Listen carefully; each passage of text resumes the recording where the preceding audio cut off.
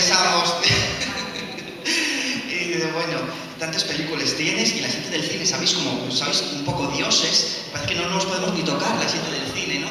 Pero encantador, estamos encantados contigo. Bueno, vamos a siguiendo a las películas, porque vamos a hablar de las películas tuyas.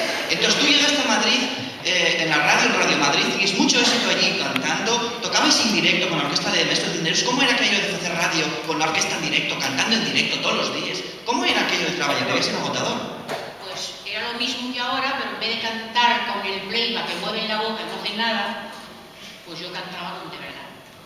Porque claro, era la cuestión. Y como no te daba tiempo de estudiar las letras de una semana para otra, yo sacaba el papel y leía, porque como no había televisión, pues entonces no teníais idea de lo que yo estaba haciendo con el papelito.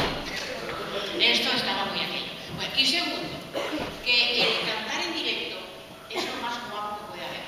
Porque te puedes equivocar, puedes hacerlo mejor, puedes hacerlo peor, pero cuando la gente paga en un teatro, tiene derecho a escucharlo de verdad.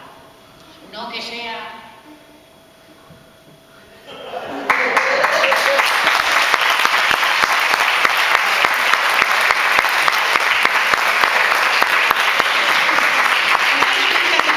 No sé si os habéis prestado a ver. Vamos.